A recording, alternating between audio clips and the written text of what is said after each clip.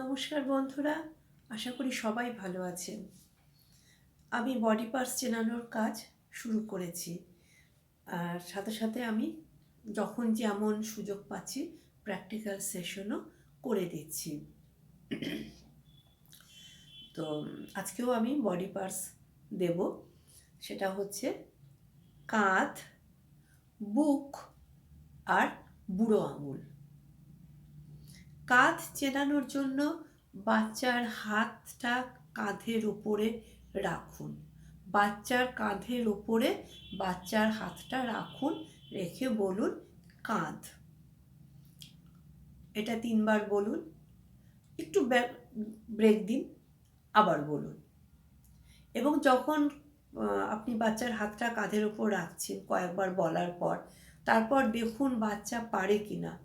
কারণ রাখো অ্যাকশন ওয়ার্ডসটা বাচ্চাদেরকে দেওয়া হয়েছে, তো সুতরাং আপনি বাচ্চাকে বলুন হাতটা কাঁধের ওপরে রাখো। আপনি সেন্টেন্স বললেন, কারণ বাচ্চাকে ল্যাঙ্গুয়েজটাও বুঝতে হবে। বাক্য গঠন যখন করবেন তখন বাচ্চার ভাষার একটা বোধ তৈরি হবে। তো সুতরাং আপনি বলতেই পারেন কাঁধের ওপর হাত রাখো, কিন্তু প্রথমে শুধু কাঁধ শব্দটার সাথেই পরিচিতি করাতে হবে। কাঁধটাকে বেশ কয়েকবার বলুন, কাঁধটা চিনুক বাচ্চা। দেখুন কতটুকু সময় লাগে, সব বাচ্চার একই রকম লাগবে তা তো না।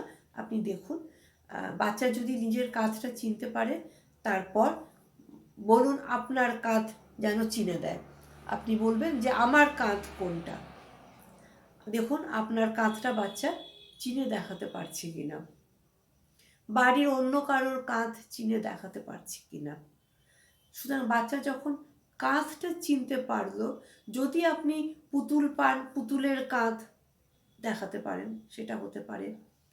আরও ভালো হতে পারে যদি আপনি কোনো অবজেক্ট, কোনো জিনিস, সেটা রুমাল হতে পারে, কোনো তোয়ালে হতে পারে, আপনি বলতে পারেন কাঁধের উপরে রাখো। প্রয়োজনে অনেক সময় বাচ্চাকে বলা হয় কাঁধের উপরে এটা রাখো। তো সুতরাং এটা একটা কাজও হলো।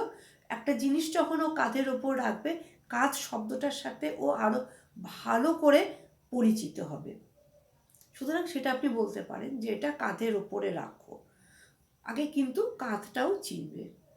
কাঁধ যখন চিনে গেল, তখন আপনি ওকে বুক চেনান।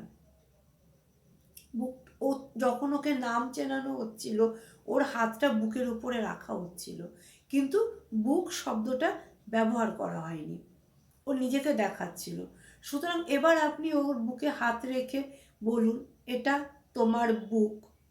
বুকে হাত রাখো, বুকে হাত রাখো, এবং নামটা ওর আবার আপনি বলুন। বলুন, আমি ধরলাম বাচ্চাটির নাম মিলি, আপনি বলুন মিলি কে? মিলি আমি। ও বুকের ওপর হাত রেখেও দেখাবে। সুতরাং এখানে বুক শব্দটা শুনবে, পরিচিতি হবে, বডি পার্টসটা চিনবে, এবং তার একটা কাজও ও কিন্তু বুঝতে পারবে।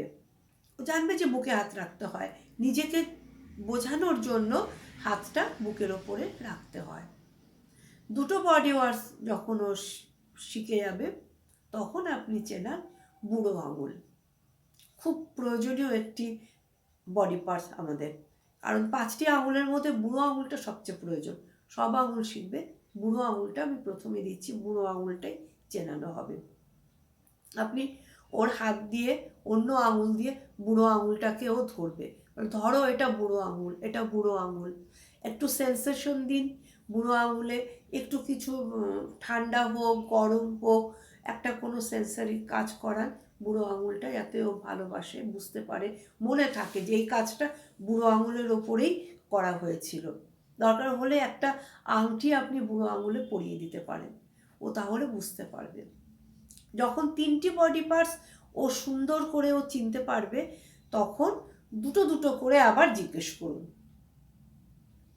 যখন একটা একটা করে 3টে ও খুব সুন্দরভাবে বুঝে যাবে, তখন ওকে দুটো দুটো করে জিজ্ঞেস করুন।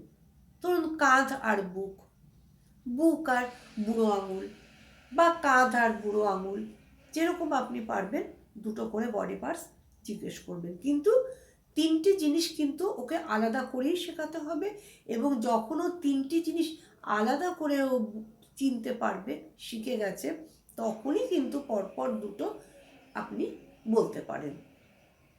এবং যদি দেখলেন যে তার দুটোও খুব ভালো পারছে, তখন আপনি চেষ্টা করতেই পারেন, তিনটে বডি পার্টস পরপর বলতেই পারেন, জিজ্ঞেস করতে পারেন। দেখুন বাচ্চা কে কেমন কতটা সময় নিচ্ছে শেখার জন্য, সবটাই নির্ভর করছে বাচ্চা কতক্ষণ সময় নেবে, বাচ্চার লেভেলের উপর, বা কখন কাজ করাচ্ছেন, বাচ্চার মর্জি, সব কিছুর উপর। তো সুতরাং তিনটে বডি পার্টস আপনারা শেখান। অবশ্যই পুরনো বডি পার্টসগুলো প্র্যাকটিস করাতে হবে, সেটাও করাতে হবে, তার সাথে নতুনটাও চলবে। তো সবগুলো কাজ আবার চলবে, পুরোনোটা সময় সুযোগ মতো প্র্যাকটিস করিয়ে নেবেন, তার সাথে নতুন কাজটা আবার চলবে। সুতরাং আজকে এইটুকু থাকলো, সবাই ভালো থাকবেন, আবার অন্য ভিডিওতে অন্য কিছু দেব। ওকে, টাটা, বাই।